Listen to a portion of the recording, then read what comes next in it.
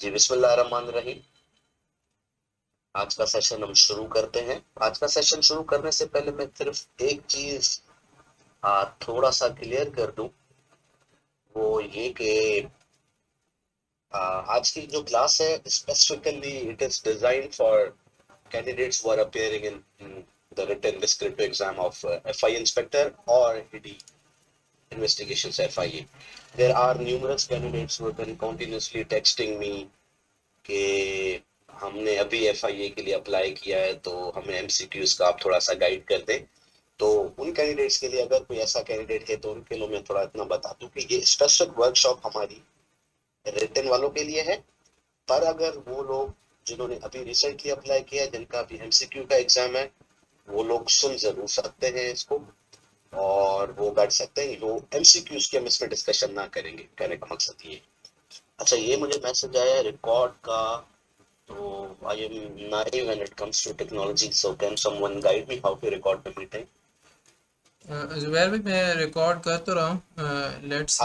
आप कर रहे हो ना? जी जी, मेरा माइक ठीक है, ठीक। अनम्यूट ही रहेगा। आई ट्राई नॉट टू हाँ स्पीक बस, बट स्टिल। ठीक है।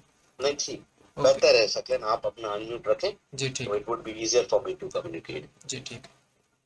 ठीक है, बिस्मिल्लाहिर्रहमानिर्रहीम। तो हम शुरू करते हैं आज का वर्कशॉप। मेरा नाम जुबैर अख्तर यूसुफानी है।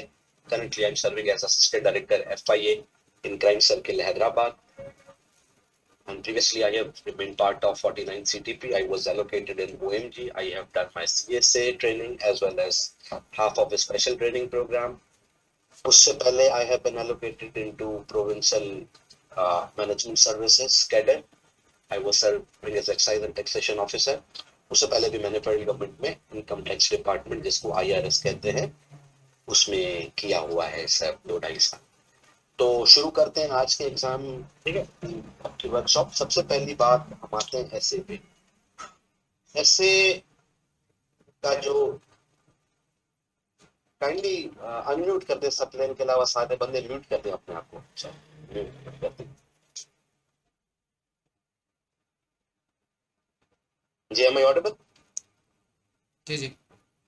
जी। सबसे पहले आता है ऐसे का पोर्शन। हमें सबसे पहले समझना है कि रिटन का जो आप लोगों का स्पेसिफिक पेपर है, उसका डिजाइन क्या है, उसका लेआउट क्या है। तो उसमें एक आपको ऐसे अटेम्प्ट करना है, 4 आपको अदर क्वेश्चंस अटेम्प्ट करने होंगे, जिसमें probably in most of the cases 2 questions are to be attempted from current affairs section and 2 other questions are to be attempted from Pakistan affair and Islamic studies। तो सबसे पहले हम ऐसे की बात करते हैं। जो सबसे पहला पॉइंट के ऐसे के हवाले से, क्योंकि ऐसे देखिए 40 मार्क्स का है, 40 out of 60, this is a great proportion and it can like make changes to the careers of people। सबसे पहली बात कि ऐसे की आउटलाइन देखें, whether it is written, instructed, directed or not, कि आपको ऐसे की लाइन आउटलाइन बनानी है नहीं बनानी। As a candidate of competitive examination, we must know that it is mandatory for us to write an outline। Outline लिखने में कोई ज्यादा लगती, कोई 5 से 7-10 मिनट लग जाते हैं। थोड़ा सा ब्रेनस्टॉर्म करने में टाइम लगता होगा, राइटिंग में इतना टाइम नहीं लगता। It is highly suggested, not bye my self but from the side of other CSPs and other teachers, maestros teaching in various cities, कि आप आउटलाइन बनाएं। नंबर 2, दूसरी बात आती है कि आउटलाइन हम कैसी बनाएं। whether it should be in the form of sentence। Mushtaq साहब, मुश्ताक साहब वसीम काइंडली भाई। अपने आप को म्यूट कर। हाँ जी।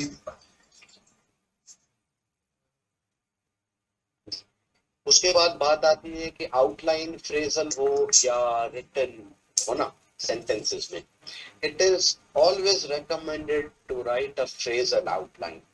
The rationale behind that is कि एक तो वो थोड़ी सी क्रिस्पी होती है, थोड़ी सी कॉम्प्रिहेंसिव हो जाती है, छोटी होती है। It is easier to understand और टू कॉम्प्रिहेंड, और एक डिपिक्शन, उसका जो पोर्ट्रेयल है वो एक ब्यूटिफिकेशन के साथ आता है।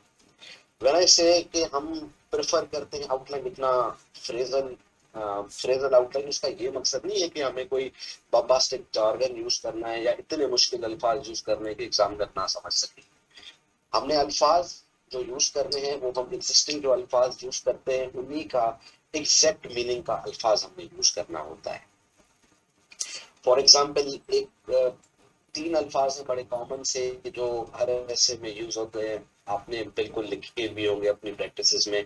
Impact, causes, problem, solutions. अब ये 4 ऐसे अल्फाज हैं, इनके अगर आप थिसॉरस में सेम वर्ड देखें, थिसॉरस अगर इसके वर्ड्स की देखें तो आपको एग्जैक्ट मीनिंग वाले 7 से 8 अल्फाज मिल जाते हैं। काफी सारे मार्केट में टीचर्स इस एक्सरसाइज पे काम करवाते हैं आपका डिक्शन बनाने के लिए। सारा डिक्शन आप ना बनाएं, 100 वर्ड्स कोई रेकमेंड करता है, कोई 50 करता है, एटलीस्ट 10 से 12 अल्फाज आपके पास ऐसे हों जिनके आपके पास 4 से 5 अलग अलग अल्फाज। इम्पैक्ट का आउटकम भी हो सकता है, कोरोलरी भी हो सकता है, इम्प्लीकेशन का इफेक्ट भी हो सकता है, आउटकम भी हो सकता है, मल्टीपल उसकी पॉसिबिलिटीज होती हैं। तो इट इज ऑलवेज रिकमेंडेड कि आप अल्फाज, इम्पैक्ट या कोई भी यूज करें, उसका वर्जन डिफरेंट हो, मीनिंग उसकी सेम रहे। Coming at to the other point के लेंथ ऐसे की कितनी होनी चाहिए। देखें भाई, 3 घंटे का टोटल एग्जाम है। चले उससे पहले एक और आपसे बात शेयर करूं। हमारे 2019 के केस में मेरा हाईएस्ट स्कोर था रिटन का 68 आउट ऑफ 100, और इसका मकसद ये है कि बाकी जिन्होंने दिया होगा उसका 68 से कम होगा। मतलब ये है कि डिफिकल्टी ऑफ चेकिंग एग्जाम बहुत ज्यादा होती है। तो हमारा एट द मोमेंट गोल ये होना है कि हमें पास करना है एग्जाम कैसे भी करके। इसमें हमने ये अभी एट द मोमेंट नहीं सोचना कि हमें 70 चाहिए या 80 चाहिए। लोगों की 45 47 पे भी एलोकेशन हो जाती है अगर आपका नसीब हो। Coming at to the length of the essay, it is recommended कि आपका ऐसे 40 मार्क्स का कम से कम 9 to 11 पैराग्राफ का हो, including the introduction paragraph and the conclusion paragraph. आपका इंट्रोडक्शन 100 प्लस माइनस 20 वर्ड्स चल जाता है, प्लस माइनस 10 कर लें 110। कंक्लूजन आपका 90 to 100 चल जाता है। जो मैन्युवर करते हैं आप सारी चीजें, हाँ,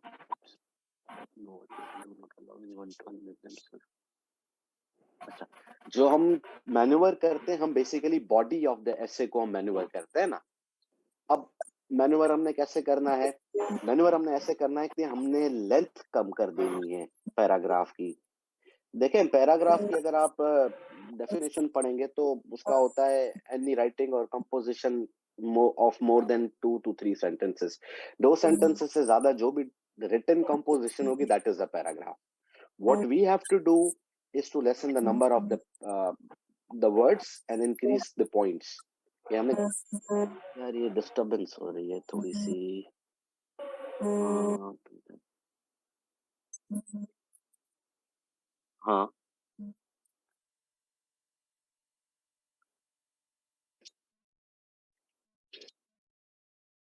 ठीक है, मैंने 1 मिनट इसको म्यूट ऑल कर दिया। उसके बाद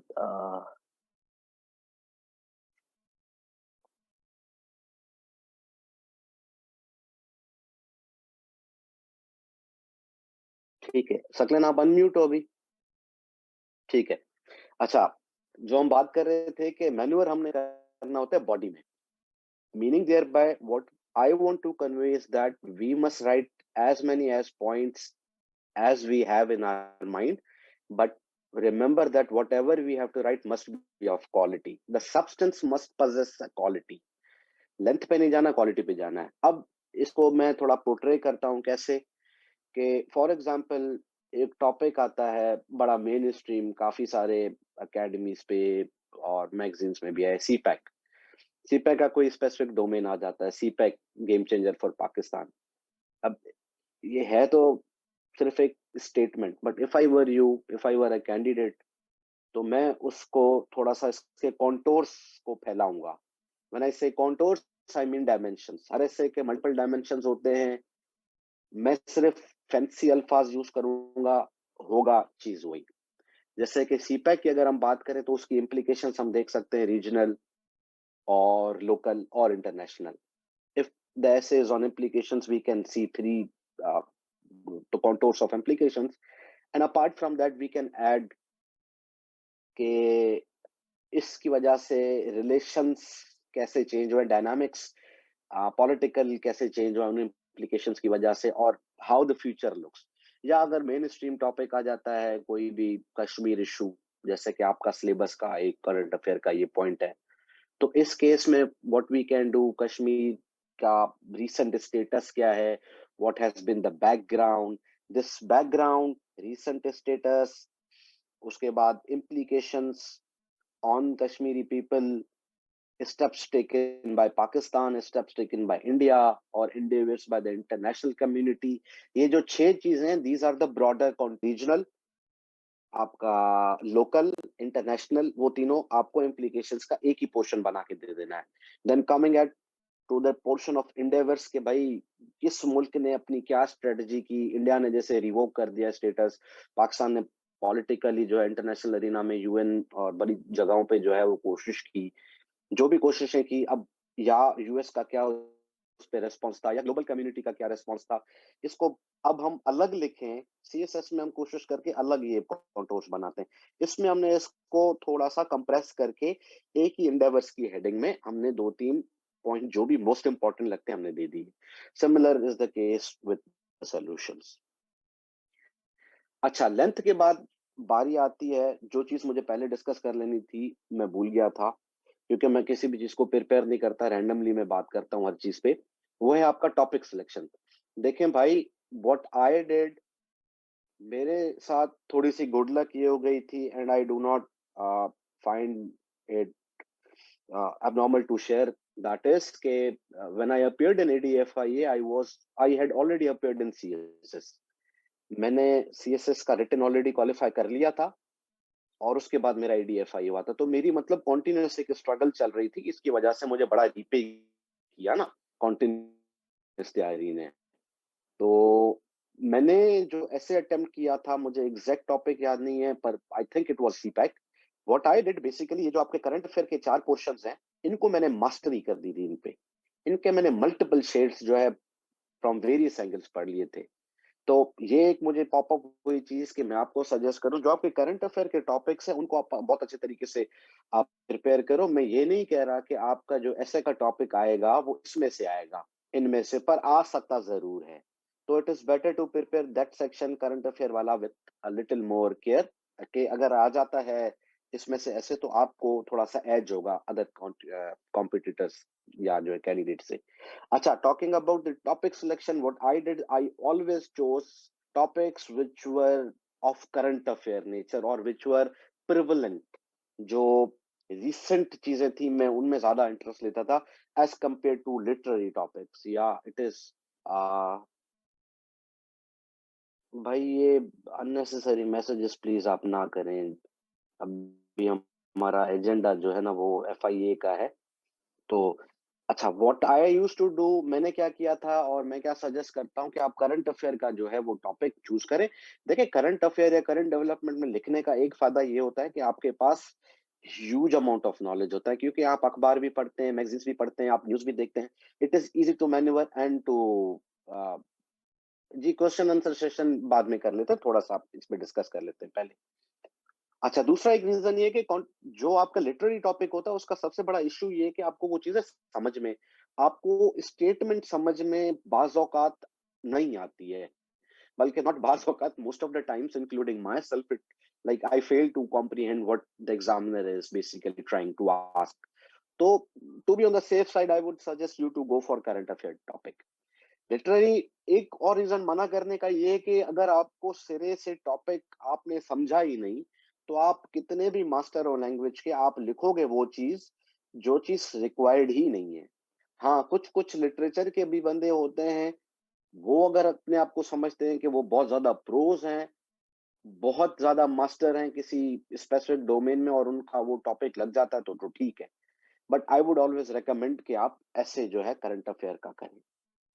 अच्छा, करंट अफेयर से अपना ऐसे से फिर हमने ये बात भी कर ली कि हमने कॉन्टोर्स बनाने हैं, और अभी अब आपके पास बहुत कम टाइम है। What I would like to tell you is that कि आप जो है ना लास्ट 2 से 3 इयर्स के CSS के पेपर्स एक दफा जरूर गो थ्रू करें, एक नजर देख लें, कोशिश करें कि जो स्टेटमेंट्स दी हुई हैं एग्जाम की, ऐसे के पेपर की, वो जितनी ज्यादा आप डिकोड कर सकते हैं, आप अपने आपके व्हाट्सएप ग्रुप्स बने हुए होंगे, आप पेयरिंग कर लें आपस में।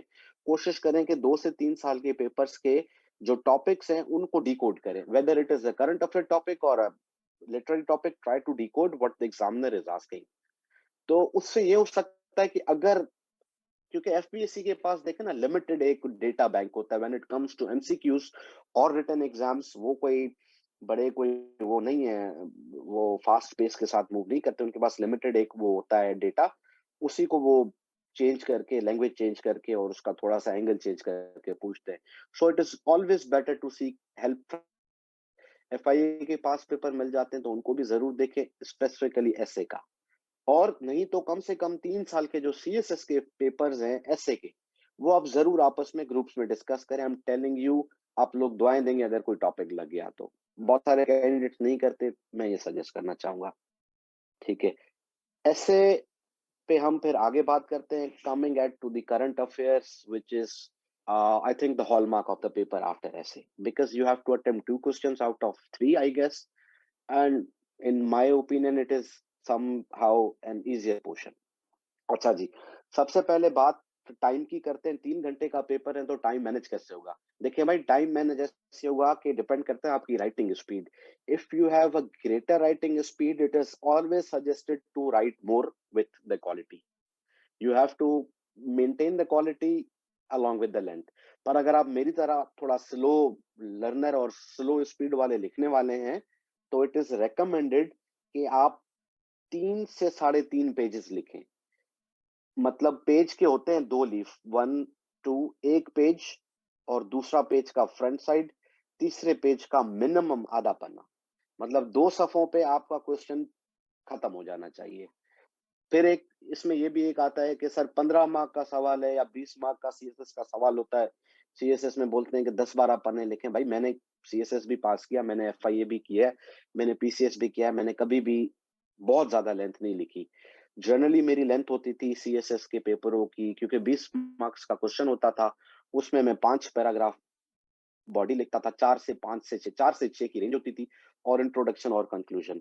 15 मार्क्स के क्वेश्चन में I would suggest you to go for like go with 3 to 5 paragraph in the body, और आपका इंक्लूजन और इंट्रोडक्शन और कंक्लूजन आ जाएगा। देखें भाई, करंट अफेयर के एग्जाम के पेपर को भी आप ऐसे वाले लेंस से देखें।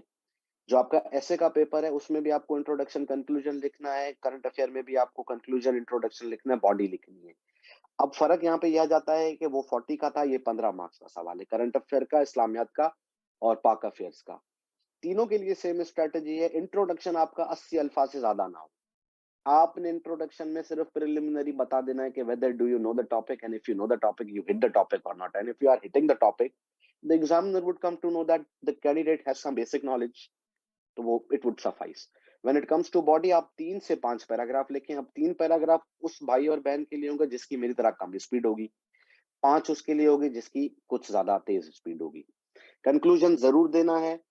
उससे भी एक बड़ी इंपॉर्टेंट बात मुझे रैंडमली याद आई कि अगर आपका पेपर कंप्लीट नहीं होता तो I am sorry to say, please do not expect to pass the exam. At any cost you have to complete the paper, meaning there by कोई चीज अधूरी नहीं छोड़नी है। Whether you write it well और you do not write it well, paper complete करना जरूर है। काफी सारे सेक्शंस ऑफ सोसाइटी जो टीच करते हैं, काउंसिल करते हैं, गाइड करते हैं, वो बोलते हैं कि आप 4 चीजें अच्छी करके आ जाओ, 5वां क्वेश्चन आप ना भी करो तो चल जाता है। पर मेरा एक्सपीरियंस है, मेरा एक्सपोजर है, वो ये कहता है कि at any cost, even if you shorten the length of the questions and the essay, you must complete the paper. And I again emphasize on it that you must complete the paper. If the paper is complete, the examiner would always give priority to your paper। वो बोलेगा paper complete किया है भाई, सबके लिए मुश्किल था 3 घंटे में पेपर करना, इस बच्चे ने किया है, सॉफ्ट कॉर्नर होगा।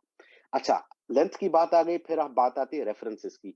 भाई एक और दूसरी बात मैं यहाँ पे कहता चलूं कि ईडीएफआईए का पेपर देखें, बॉडी लेने वाली सेम है एफपीएससी जो सीएसएस लेती है। तो अगर आप सेम स्ट्रेटजी सीएसएस वाली अप्लाई करेंगे डिटो, तो इट वुड वर्क आउट, वो बैकफायर नहीं करेगी।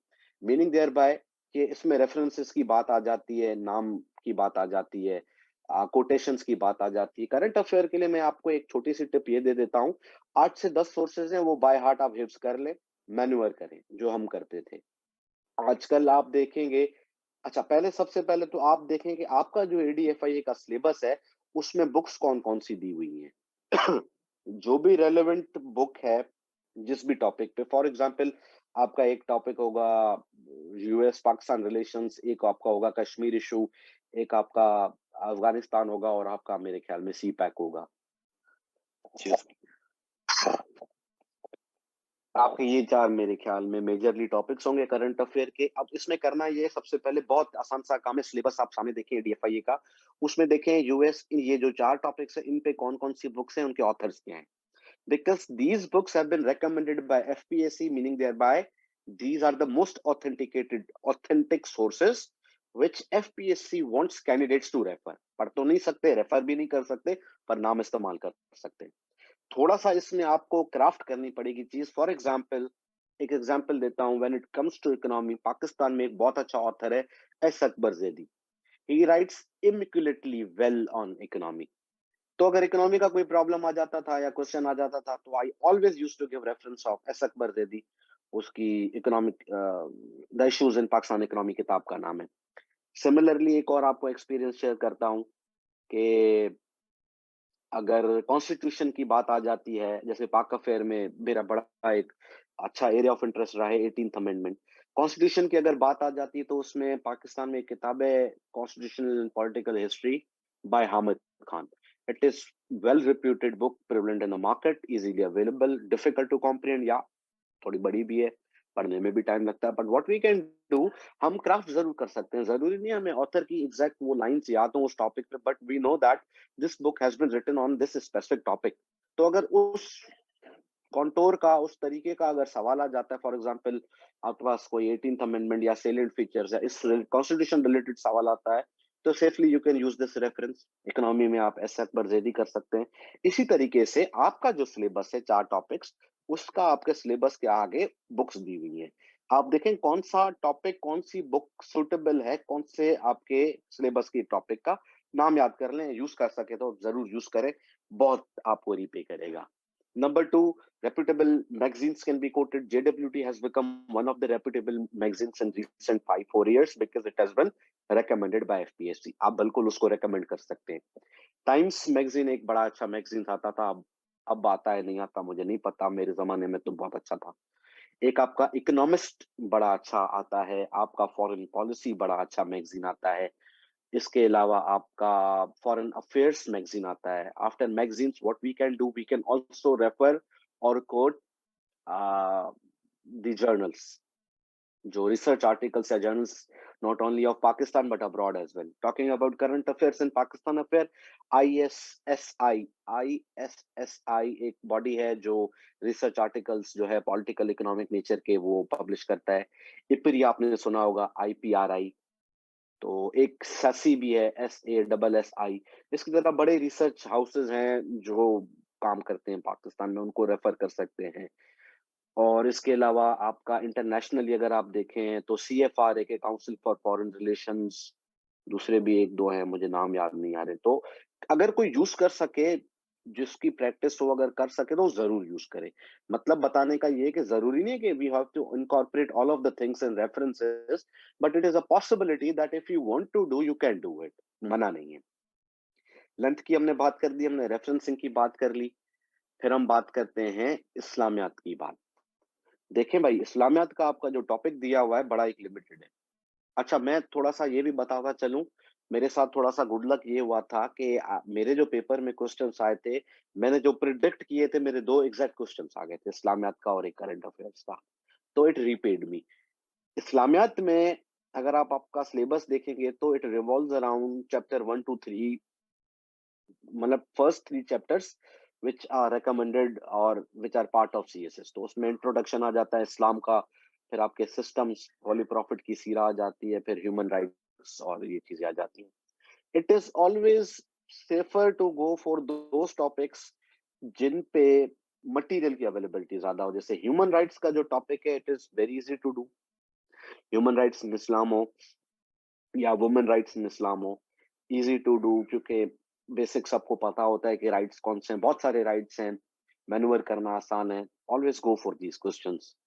हाँ, एक टिप आपको दे देता हूँ कि आपके सिलेबस में जैसे 2 या 3 जो भी चैप्टर्स हैं, उनमें से एक एक सवाल एटलीस्ट आप बना लो। आपके पास अभी इतना टाइम है, आप आउटलाइन और थोड़े बहुत पॉइंट्स जॉट डाउन कर सकते हैं जो आपको लगता है कि there is a great chance of this question coming in the exam.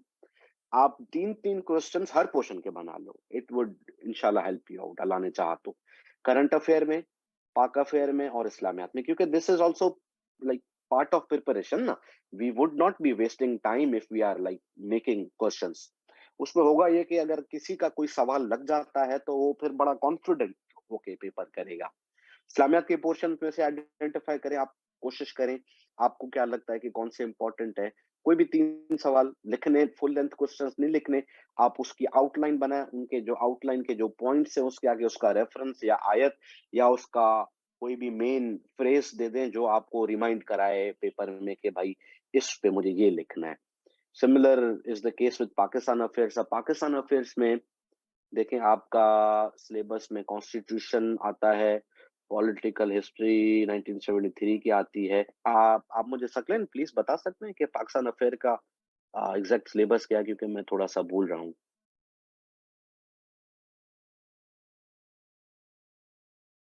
हाँ ठीक है, ठीक है,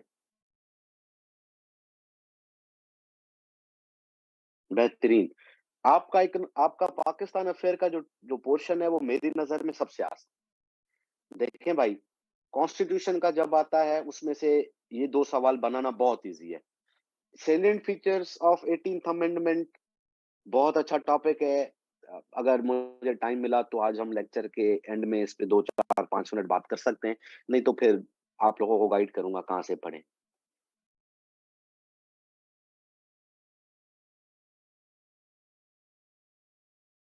पार्लियामेंट्री डेमोक्रेसी,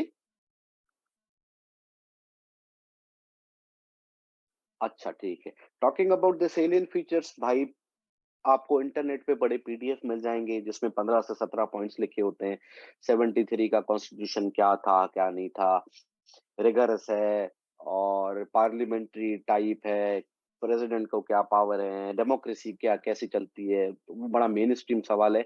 गूगल पे टाइप करें कि salient features of constitution of 1973, बड़े ऑथर्स का काम किया हुआ है, बड़े स्टूडेंट्स का काम किया है, आपको गूगल पे मिल जाएगा।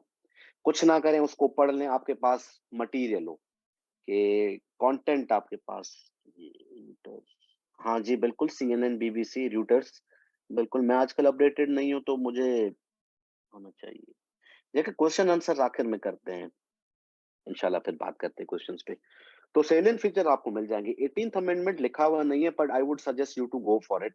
आप जरूर 18th अमेंडमेंट को पढ़ के जाएं, बड़ा इंटरेस्टिंग टॉपिक है और पॉसिबिलिटी आ भी सकता है। Not only 18th amendment but you must be knowing all the developments from 18 till 26। आपको मतलब जो भी मेजर चीजें हुई हैं, थोड़ा सा टाइम लगेगा, उसको जरूर करें। अच्छा, इकोनॉमी पाकिस्तान की आजकल डिबिलिटेटिंग है, डेसिमेटिंग है, डिटोरेटेड है। उस पे अब देखें ना, गेस कर सकते हैं हम सवाल। मेरी नजर में 2 किस्म के सवाल आ सकते हैं। एक बड़ा मेन स्ट्रीम सा सवाल है कि आपका इकोनॉमी का सबसे बड़ा आपके चैलेंजेस क्या है भाई, what are the major economic problems of Pakistan, ये सवाल दे सकता है। या अगर ये नहीं देता तो ये दे सकता है कि shed some light on the economic policies which have caused trouble for economy of Pakistan, ये कर सकता है। क्योंकि इकोनॉमी में कभी भी आप देखें, जर्नलिस्ट आप कैंडिडेट्स है ना, you are not like expert candidates, या आप स्पेसिफिकली आप कोई जो है ना वो इकोनॉमिक्स के स्टूडेंट्स नहीं है, you do not have a background. तो the examiner would never be asking about the classical questions like devaluation क्या होती है, या कॉजेज ऑफ इन्फ्लेशन क्या है, या इम्पैक्ट क्या है आपका करेंसी डिवैल्यूएशन हुई है तो उस पे आपसे सवाल पूछेगा कि इकोनॉमी के मसाइल क्या हैं, आपके एक्सपोर्ट्स के चैलेंजेस क्या हैं, आपके इंपोर्ट्स क्यों ज्यादा हैं। बेसिकली थोड़ा सा मैं यहाँ पे इस पे बताता चला जाऊं कि हमारी पाकिस्तान की इकोनॉमी के 2 बड़े मसले हैं। आप कोई भी पॉइंट लाएं, कोई भी डिबेट लाएं, वो 2 चीजों में आती है। इकोनॉमी को समझने के लिए हमें 2 चीजें समझना जरूरी है। Economy is based on 2 pillars. The first one is revenue side, the second one is expenditure side. हमारा मसला ये है कि our revenues are low, our expenses are high. इस वजह से ये जो डिफरेंस है, ये हमें कर्जे लेने पे मजबूर करता है, ये हमें आईएमएफ के पास जाने पे मजबूर करता है, मल्टीपल अदर प्रॉब्लम्स इट बेगेट्स। तो इसका सॉल्यूशन भी इसी में है कि आपको रेवेन्यूज को ऊपर करना है, एक्सपेंसेस को नीचे करना है। अब अंदर आप जो भी है एक्सपोर्ट्स, इंपोर्ट्स, करेंसी डिवैल्यूएशन, आपका स्मॉल मीडियम एंटरप्राइजेस, आपकी स्किल डेवलपमेंट, आपका स्मॉल लोन्स, व्हाटसोएवर यू से मैन्युफैक्चरिंग को बूस्ट करो, एग्रीकल्चर को करो, आप रिलीजियस टूरिज्म करो या सर्विसेज सेक्टर को आप इंप्रूव करो, वो सब इन दोनों कॉन्टोर्स में आ जाती है। तो ये अगर आपको बेसिक फिलोसफी इकोनॉमी की समझ में आ गई, इंशाल्लाह ताला अल्लाह चाहेगा आपको कभी प्रॉब्लम नहीं होगा इकोनॉमी का। और इकोनॉमी पे बड़ा काम होता है, मिल सकता है आपको इंटरनेट पे। अच्छा, एक और बात मुझे याद आई, इकोनॉमी का अगर टॉपिक आपके पास है तो आईएमएफ का सवाल आ सकता है। Please do read the recent economic IMF का जो रिसेंट डील हुई है, do give it a site के उसमें क्या टर्म्स हुई हैं और उसकी वजह से इम्प्लीकेशंस क्या हुई है। अब एक इम्प्लीकेशन ये थी कि 17% से 18% जीएसटी हो गया है। दूसरा, आपकी पेट्रोल की प्राइसेस बढ़ गई हैं। तीसरा, आपका गोल्ड जो है आप फॉरेन बाय फ्लाइट या किसी भी तरीके से वो अब जो है ना वो रॉ गोल्ड नहीं लेके जा सकते, या लेके आ सकते, पहले लेके आ सकते थे। फिनिश ज्वेलरी प्रोडक्ट्स आप लेके जा सकते हो, लेके आ सकते हो। तो बहुत सारी ऐसी चीजें हैं, वो आप प्लीज पढ़ लीजिएगा। या एफईडी ऑन सिगरेट्स बहुत ज्यादा बढ़ गया है। तो ये चीजें बहुत सारी होंगी, आप थोड़ा सा इसको जरूर देखिएगा। आईएमएफ का एक और सवाल आ सकता है, वो ये सवाल आ सकता है कि whether taking loans from IMF is a blessing और कर्ज फॉर पाकिस्तान। तो ऑब्वियसली हर चीज के दो पहलू होते हैं। You have to like wait के whether this has been helpful for us or not. Whatsoever lead you take, whatsoever is your opinion, you must back it. Easy सी एक चीज है, सीएसएस हो, करंट अफेयर हो या ऐसे का पेपर हो, आपने जो बात लिखी है, what ever is your opinion, you must back it, you must corroborate it by facts, examples, resources, statistics, authors, journal, papers, अखबारों के अलावा जो भी रेप्यूटेबल सोर्सेज हैं, आपने उससे बैक करना है। अच्छा भाई, उसके बाद इस्लामियात भी हो गया, ये हो गया। अब हम थोड़ा सा आपके जो है ना टॉपिक्स पे बात कर लेते हैं। सकलिन, मुझे बताइएगा करंट अफेयर के आपके क्या टॉपिक्स हैं? हम्म।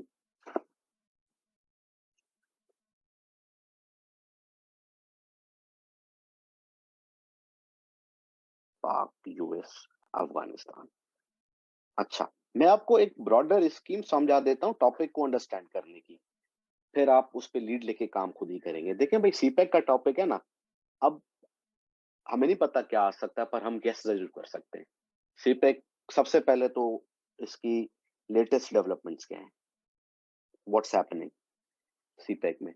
उसके बाद आप सीपैक में देख सकते हो कि सीपैक के जो फेजल जो प्रोजेक्ट्स आए थे, first phase was initiated, it got completed. Second phase initiated in 2020 after the completion of phase, sorry, the first phase has not ended and the second phase got started. तो एक ये सवाल आ सकता है कि रिसेंट जो फेज है वो कौन सा चल रहा है, और उसमें स्पेसिफिकली इस फेज में कौन से प्रोजेक्ट्स हैं, उसमें हाइड्रो कौन से हैं, इलेक्ट्रिसिटी जनरेशन के कौन से हैं, इंफ्रास्ट्रक्चर के कौन से, टेक्नोलॉजी के कौन से हैं, या जो तीसरा फेज आने वाला है उसमें वो कौन कौन से प्रोजेक्ट्स डिफरेंट कैटेगरीज में आ सकते हैं। ये बड़ा एक इम्पोर्टेंट इसका डोमेन है, फेजेस की डेवलपमेंट। फिर आप सीपैक पे ये देख सकते हो कि सीपैक, एक डिबेट चली थी, CPEC is a debt trap, कि सीपैक जो है इसको कंपेयर किया जाता था श्रीलंका में एक डिफॉल्ट हुआ था, और एक दूसरा साउथ अफ्रीकन, मंगोलिया या किसी कंट्री, अंगोला में एक डिफॉल्ट हुआ था। चाइनीज की वो थी, इन्वेस्टमेंट थी। दोस कंट्रीज फॉरगॉट, हाँ, हम्बनटोटा पोर्ट वाला, बिल्कुल ये एग्जैक्टली। हाँ, थैंक यू वसीम। तो ये बहुत सारे चैप्टर्स ऐसे हुए थे, बहुत सारी ऐसी जगह जहाँ पे चाइना ने इन्वेस्ट किया, but when the countries fail to repay the loans, what Chinese do, they take over some of the assets or infrastructure projects in those countries. तो इसकी वजह से 2021 में 20 में एक डिबेट चली थी कि CPEC is a debt trap. ये एक बड़ा इंपॉर्टेंट एंगल आ सकता है। अगर है तो आपने बताना है कि क्यों, अगर नहीं है तो आपने बताना है क्यों है। अच्छा, इसके अलावा सीपैक पे एक बहुत इंपॉर्टेंट दूसरी चीज ये हो सकती है कि सीपैक के positive implications and negative implications, like we are branching out. जरूरी नहीं है कि हर प्रोजेक्ट के सिर्फ पॉजिटिव चीजें हो। सीपेक के कुछ पॉजिटिव हैं तो कुछ नेगेटिव जरूर होंगे, वो आप लोग देखें, नहीं देखना चाहते तो आपकी मर्जी है। पॉजिटिव हैं तो फिर उसको कैटेगराइज करें कि पॉजिटिव जो पॉइंट्स हैं ये, या इसको मैं दूसरे अल्फाजों में कहूं कि सीपेक के इम्प्लीकेशंस देखें on Pakistan. CPEC, benefits of CPEC to China, कि सीपेक से चाइना को क्या बेनिफिट है, सीपेक से पाकिस्तान को क्या बेनिफिट है। आप देख रहे हैं मैं सिर्फ वर्ड्स चेंज कर रहा हूं, हमारा मटेरियल सेम रह रहा है। मैं इसको इम्प्लीकेशंस बोलूं, बेनिफिट्स बोलूं, आउटकम्स बोलूं, thing remain same, the content remain same. China को क्या है बेनिफिट, पाकिस्तान को क्या बेनिफिट है, और इंटरनेशनल कम्युनिटी में इसका क्या बेनिफिट होगा, तो रीजनल आपका क्या बेनिफिट हो सकता है या हुआ है।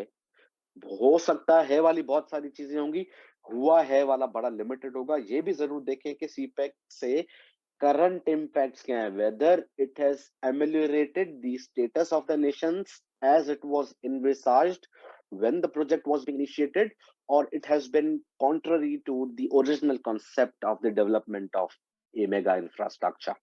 ये जरूर देखें। इसके अलावा एक और चीज मुझे याद आ रही है, आप ये देख सकते हैं सीपेक में कि what was the rational behind the creation of the CPEC project, कि लॉजिकल क्या अंडरस्टैंडिंग थी या क्या ऐसा मतलब क्या कंट्रीब्यूटिंग फैक्टर्स थे जिन्होंने कंपेल किया चाइना को इतना बड़ा प्रोजेक्ट जो है लॉन्च करने के लिए। तो इसका जरूर देखें रैशनल क्या है पीछे। अच्छा, ये रैशनल वाला जो है ना, मुझे याद है ये हेराल्ड, HERALD, हेराल्ड मैगजीन में एक आर्टिकल आया था 2019 या 20 में, बेहतरीन 5 पॉइंट्स लिखे हुए हैं, वो पढ़ लें। टॉपिक सब सवाल आता है तो आपका उसमें काम हो जाएगा। रैशनल के बाद हमने इम्प्लीकेशंस की बात कर ली। अच्छा, सीपैक में फिर आप एक ये चीज भी देख सकते हैं कि इसके अगर फॉर एग्जांपल, मुझे एग्जैक्ट करंट उसका स्टेटस नहीं पता because I have not been in touch with current affairs. अगर इसका कोई भी मतलब थोड़ा सा शिफ्ट हुआ है कि इसकी फंडिंग स्लो हो गई है, तो जाहिर सी बात है अगर फंडिंग स्लो हुई है तो कोई ना कोई बॉटलनेक, कोई ऑब्स्टिकल, कोई प्रॉब्लम जरूर होगा। तो आइडेंटिफाई करें कि विद इन पाकिस्तान और विद चाइना और रीजनल लेवल पे क्या ऐसे प्रॉब्लम्स हैं जिनकी वजह से CPEC is not like progressing और blooming with speed, with vigour, वो काम नहीं कर रहा। तो आपका प्रॉब्लम्स का पोर्शन भी ऐसे कवर हो सकता है। फिर सॉल्यूशंस आते हैं कि भाई what must be done in order to improve the status, और ओवरऑल हम इसको कैसे फास्टनिंग करें, तो वो आप देख लीजिएगा। फिर हम आते हैं पाक यूएस पे। Whenever you attempt or read a topic on relations of a country, always bear in mind कि शुरू आप करें करंट डेवलपमेंट से। When I say the current developments in the relation, I mean कि आपको सबसे पहले उन दो मुल्कों के रिलेशंस में इस इंस्टांसेस पता होने चाहिए जो उनके रिलेशन को या तो पॉजिटिव डायरेक्शन में लेके जा रहे हैं या नेगेटिव लेके जा रहे हैं। देखें, रिलेशन या आपके एमिलरेट, इम्प्रूव, बेटर होते हैं, कॉर्डियल होते हैं, या डिटोरिएट, डिक्रीज और डिसकॉर्डियल होते हैं। या आप नोज डाइव करते हो रिलेशंस में या आप अपसर्च करते हो। तो दोनों केसेस में अगर आपके रिलेशन बेहतर हो रहे हैं तो सबसे पहले आपको पता होना चाहिए। सोर्सेस नहीं बताना ये मटेरियल लेने के लिए, सोर्सेस भाई बता तो नहीं आपको, पहले बाद में बात करते हैं ना इस पे, प्लीज आप ना करें मैसेजेस। कि रिलेशंस की जब बात करते हैं तो आपको इंस्टांसेस पता होने चाहिए कि if the relations are improving, वो कैसे, बाय इंस्टांसेस आई मीन वो कैसे मूवमेंट्स हैं या कोई डेवलपमेंट है या एक्टिविटी है जिसकी वजह से आप जस्टिफाई कर सकें कि दोनों मुल्कों के रिलेशन बेहतर हुए या नहीं हुए। For example, if we talk about Pakistan US relations, तो हम कह सकते हैं कि अगर किसी पोटस की prime minister of the president of the US की अगर विजिट हुई रिसेंटली पाकिस्तान में, it is a sign of improving relations. या कोई ऐसी कोई डील हुई या किसी डील में हेल्प की किसी कंट्री ने, तो वो आपका होता है कि एमुलरेट कर रहा है। या किसी गवर्नमेंट डिग्निटरी की आपके मुल्क से वहां पे गए, किसी कॉन्फ्रेंस में कोई अगर अच्छी बात हुई, किसी कॉमन इंटरेस्ट की बात पे आप लोगों ने बात करना बात की और ने ये भी डिसाइड किया कि आगे इस पे बात करेंगे, तो these all are the instances or examples of ameliorating the relations.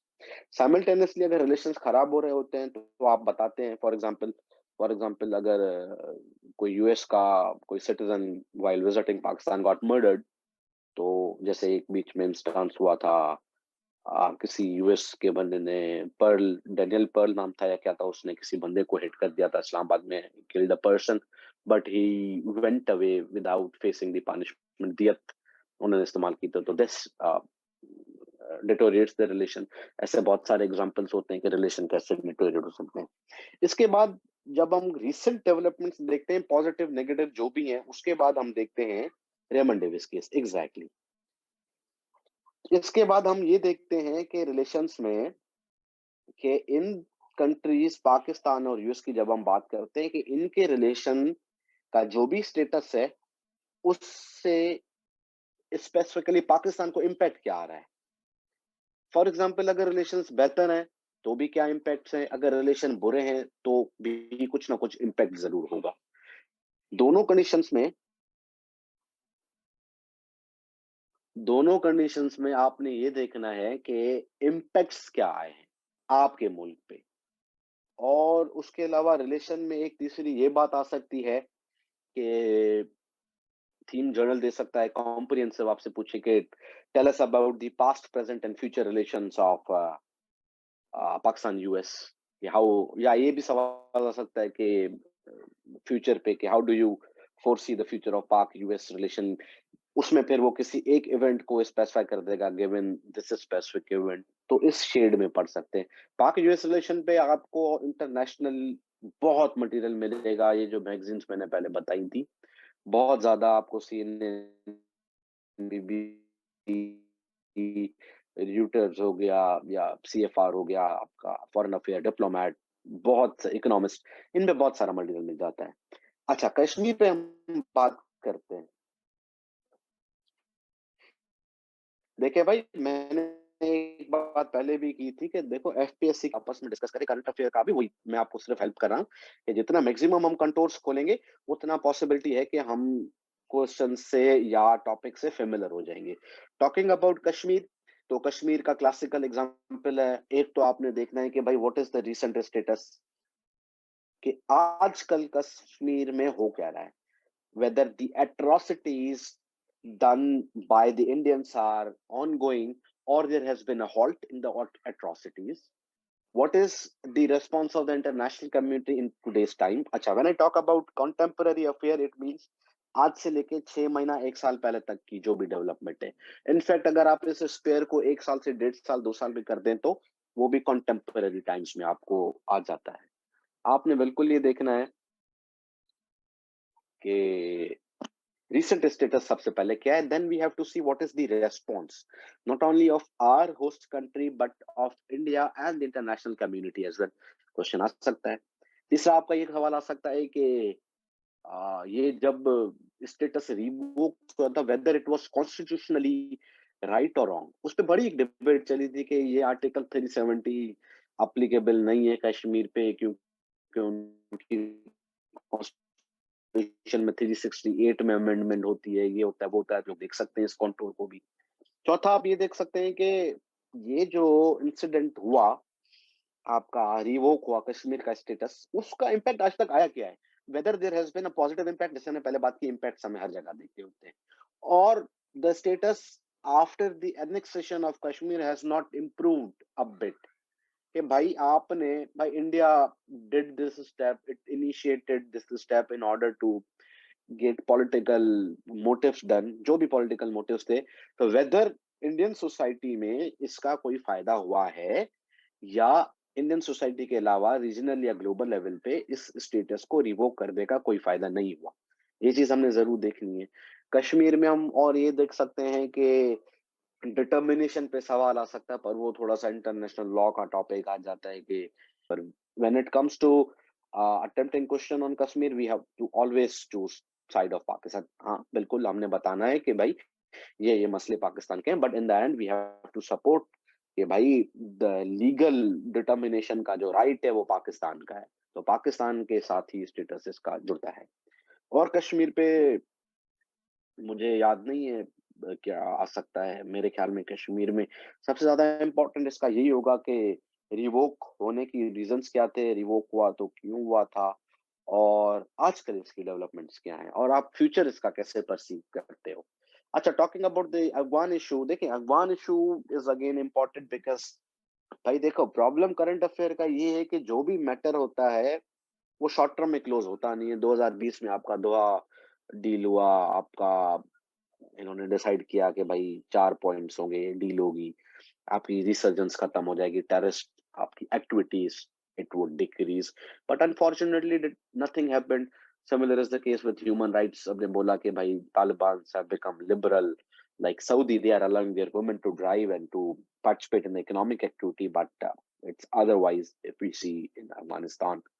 तो ये एक एंगल दे सकते हैं कि पोस्ट जो डील है इनकी, अफगान डील, उसमें सोसाइटी ने कितना सफर किया है, अफगान सोसाइटी ने कितना सफर किया, उनको क्या मंजन बेचा गया था, और in reality what is the status, status sorry नहीं, in reality what is happening there.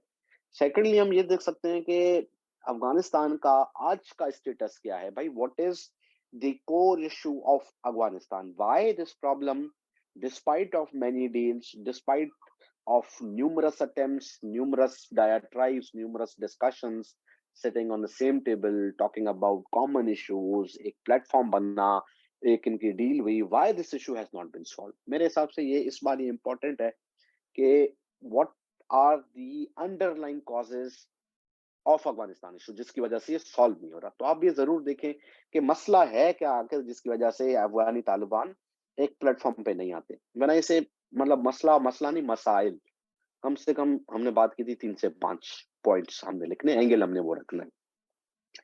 एक इसका पाकिस्तान यूएस का सॉरी पाकिस्तान अफगानिस्तान का रिलेशन का एंगल आ सकता है कि भाई how do you see the current trends in the relations of Pakistan Afghanistan.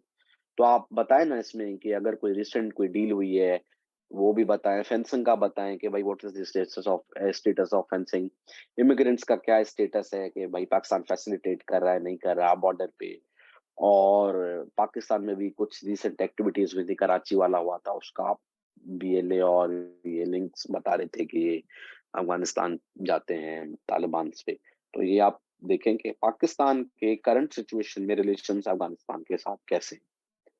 दूसरा अफगानिस्तान इशू को आप एनालाइज करें पाकिस्तान, अफगानिस्तान और यूएस के ट्रायंगल में, थोड़ा सा इस ट्रायो को भी आप देखें कि इन तीनों का आपस में जो कोलैबोरेशन है वो how it is moving, whether it is moving in the right direction और it is going otherwise it's not like moving in the right direction. थोड़ा सा ये देखें अगर इनमें कॉमन अगर इसका कोई इशू है अमेरिका की साइड से तो वो कैसे एड्रेस हो सकता है या कैसे नहीं हो सकता। अच्छा, आखिर में मैं थोड़ा सा इस्लामियात पे भी बात कर लेता हूँ। इस्लामियात पे सकलेन, ये आपके इस्लामियत के टॉपिक्स मुझे थोड़ा प्लीज बता देंगे स्पेसिफिकली कौन कौन से हैं।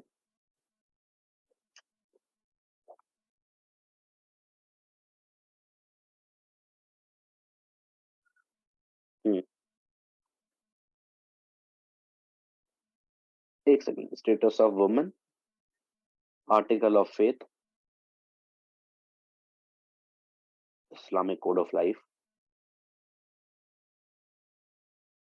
ह्यूमन राइट्स, ये मेरा फेवरेट है।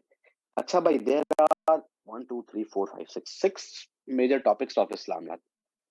इस्लामियत के लिए यार मैं आपको सजेशन दूंगा कि आप इन 6 में से एटलीस्ट 1 से 2 एंगल्स जो है ना आप बना लो। जैसे मैंने पहले बात की थी कि आप आउटलाइन बना लो। For example if I were you I would have chosen सीरा में से मैं चूज करता प्रॉफिट सल्लल्लाहु अलैहि वसल्लम एज अ मिलिटरी स्ट्रेटेजिस्ट, और मैं चूज करता पीस मेकर। ऐसे तो एजुकेशनिस्ट भी है, ओवरऑल भी है, पर मेरे हिसाब से as a peace maker prophet Muhammad सल्लल्लाहु अलैहि वसल्लम this angle is very important. और एज अ मिलिट्री स्ट्रेटेजिस्ट, क्योंकि प्रॉफिट के टाइम में बहुत सारी मतलब गजवात और दूसरी बैटल्स हुई थी, तो काफी इस्लाम भी फैला और काफ़ी मतलब बेहतरी भी उस टाइम में आई। एज़ कम्पेयर टू अदर जैसे एजुकेशन वाला है, वो भी इम्पोर्टेंट है। बिल्कुल इम्पोर्टेंट है एजुकेशन वाला, पर मेरे हिसाब से इफ आई वर यू मैं ये दो करता। एजुकेशन का एंगल भी बड़ा इम्पोर्टेंट है। कहने का मकसद ये है कि आपको मैं एंगल्स नहीं बता रहा, मैं सिर्फ ये बताना चाह रहा हूँ कि अब इतना टाइम नहीं है कि हम इन सबको मतलब बहुत अच्छी तरीके से प्रिपेयर करें। तो at least what we can do, we can like try our luck. Try luck करने का आसान फार्मूला ये है कि आप चीजों को सेग्रीगेट करें, फिर उनको कंप्रेस करें। 5 से 6 रोल मॉडल में प्रॉफिट मोहम्मद सल्लल्लाहु अलैहि वसल्लम की सीरा आती है। आप कोई भी 2 जो आपको लगती है मोस्ट इम्पोर्टेंट है, आप 2 वो प्रिपेयर कर लें। प्रिपेयर कैसे करेंगे? इंट्रोडक्शन में आप इंट्रोडक्शन लिखें, वर्ड, उसके आगे आप डैश देके 1 या 2 लाइन आपका जो पंच लाइन हो इंट्रोडक्शन की, आप वो अपने पास से लिख लो। फिर आप कंटेंट में 3 से 5 पैराग्राफ्स के पॉइंट फ्रेजेस में लिख दो। उसके आगे या रेफरेंस आप 1 या 2 लाइनों के लिख लो, या कोई आयत लिख लो, या कोई इंसिडेंट लिख लो, या कोई एग्जांपल लिख लो। इस तरीके से स्टेटस ऑफ वुमेन और ह्यूमन राइट्स। ह्यूमन राइट्स तो मैं बोलता हूँ सबसे ईज़ी सवाल है। ह्यूमन राइट्स में आपने बहुत सारी चीज़ें पढ़ी होंगी। ह्यूमन राइट्स के क्वेश्चन में it is important to corroborate your answer with a source और a reference, क्योंकि ह्यूमन राइट्स कॉमन है भाई। Life, blood, property, right to marry, right to live, right to own property, बहुत सारे मतलब human rights common होते हैं ना। पॉलिटिकल से सब बंदे लिख लेते हैं। मैटर लिखना, कंटेंट लिखना इस सवाल में is not important, but it is important to differentiate your answer with other candidate through referencing. अगर कोई इंग्लिश ऑथर का कोई इस पे किसी ब्लड प्रॉपर्टी पे कोई रेफरेंस दे देता है, या कोई आयत आपको याद है कुरान शरीफ की, अगर आप वो लिख देते हो even in English, I do not recommend writing in Arabic, because हो सकता है उसमें जेर जबर की गलती हो जाए और वो हो सकता है रीपे करे। अगर आप अरबी लिखते हैं तो ज़ेर ज़बर पेश के अलावा लिखें। अगर आप इंग्लिश लिखते हैं तो आप उसको कोट करके एग्ज़ैक्ट जो है फिर आगे नंबर दे दें कि कौन-सा पारा और सॉरी कौन-सी सूरा है कुरान शरीफ में और ये कौन-सी जो है आयत है। तो इस सवाल में तो आपने ज़रूर जो है ना रेफरेंस इस्लामियत के पेपर में ओवरऑल रेफरेंसिंग करनी ही करनी होती है। Without referencing I assure you that you would not be getting desired और सफिशिएंट और minimum standard marks. Human rights का बहुत इजी सवाल है। 8 से 10 पॉइंट आप कि आप उसपे जो है आधे घंटे में रेफरेंस निकाल सकते हैं। ये आपका सवाल प्रिपेयर हो सकता है। दूसरा आपका रोल, ये जो स्टेटस ऑफ वुमन, ये भी बहुत इजी सवाल है। ये ह्यूमन राइट्स से रिलेटेड ही है। भाई वुमन का स्टेटस इस्लाम में क्या है? भाई स्टेटस ऑफ वुमन है कि भाई उसको राइट ऑफ मैरिज है, राइट ऑफ लाइफ है, राइट टू परचेज प्रॉपर्टी है, ऐसी बहुत से, राइट टू एजुकेशन है, राइट टू ट्रेड है।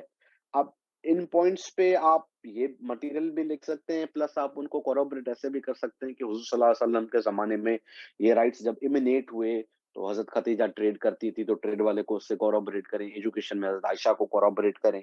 नीचे कोई रेफरेंस दे दें, ये सवाल भी आपका बन सकता है। सीरा में कोई भी 2 से 3 आप सारी कर सकते हैं, तो सारी करें। It is always better to go for like whole of the syllabus comprehensively, but if you are restrained by the times, always adopt this thing कि आप अपना लक ट्राई करें, थोड़ा सा ट्रेंड्स को समझें, आप अपना एनालिसिस करें, आपको जो लगता है बेहतर अटेम्प्ट कर सकते हैं, आप उसकी तरफ जाएं। और फिर आपका आर्टिकल ऑफ फेथ 5 आते हैं, इनमें से आपको जो भी लगे इम्पोर्टेंट, तो आप उस पे जरूर कम से कम 2 जरूर बनाएं इसके ना। और इंट्रोडक्शन में नमाज, अच्छा तौहीद जो है सबसे ज़्यादा इम्पोर्टेंट है। तौहीद पे ज़रूर काम करें। व्हेन वी टॉक अबाउट तौहीद, हमने बात की 3 से 5 पैराग्राफ भी हमने लिखने हैं। तो तौहीद के 3 रेफरेंसेस तो मिनिमम आपके पास हो। देखिए हर पैराग्राफ में रेफरेंस देना ज़रूरी नहीं है। इवन इफ यू हैव 2 आयत्स पर question it is sufficient, but you must know where to use it. हमारे साथ इश्यू ये होता है कि हम कंटेंट लिख देते हैं, हम रेफरेंसिंग गलत करते हैं। When we do wrong referencing, it always creates a bad impact, क्योंकि वो उसको corroborate क्या, उस चीज को सपोर्ट नहीं करता बल्कि बैकफायर करता है। तो हमें वो कभी नहीं करना है।